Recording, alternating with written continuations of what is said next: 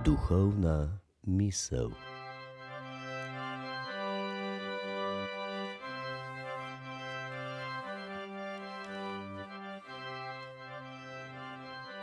Ewangelii Politijski. Na sodni dan v sodni palači je tistega dne merilec hodil Politijski, ljudstvo pa mu je ponižno sledilo. Ljudje so se zbrali v sodni palači, ko jo je kupilo ministrstvo za pravosodje za 7 milijonov srebrnikov. A prostora v zgradbi je bilo premalo, da bi nudilo zavetje vsem romarjem. Takrat pa se je pojavil starček z imenom Simon in rekel: Gospod merilec, prostora v zgradbi je premalo. Vsi ne bodo imeli nocoj strehe nad glavo. In glej, pred njihovimi očmi se je prostor širil tako dolgo, dokler ni nastalo novih 1000 kvadratov. Tisti, ki so videli, so verovali. Odhiteli so na ljubljansko tržnico in oznanjali čudež.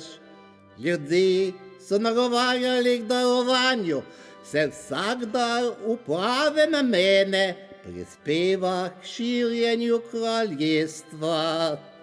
To je bila SD beseda. Hvala tebi, Vežnaver.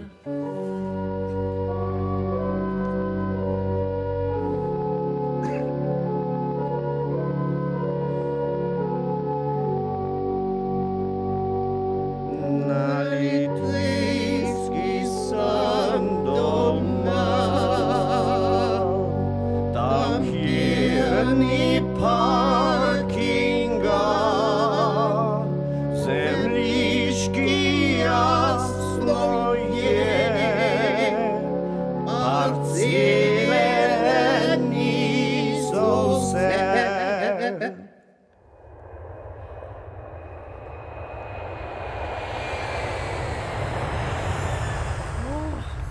Ja.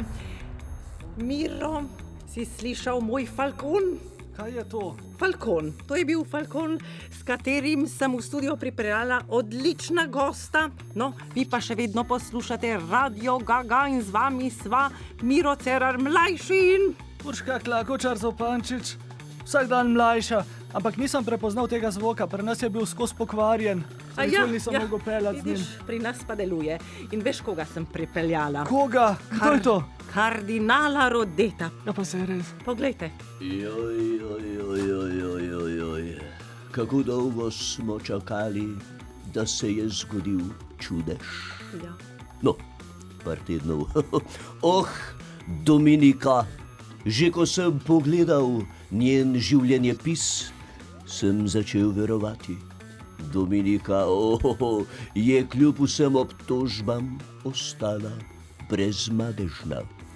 In ob njeni prisotnosti na objektu na Litijski se je zgodil čudež. Zgradba se je povečala za 1000 kvadratnih metrov. Sveti oče, mislim, da je čas, da v Vatikanu priznamo čudež. Pri nas na Sveti sedež smo brez pomislekov.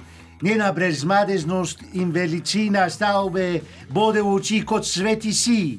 Tudi Vatikan se ne bi branil dodatnih 1000 kvadratnih metrov, kajti tukaj se v prenaseljenem mestu Città di Roma počutimo rahlo utesnjeno. Priznamo čudež na Litijski. Amen.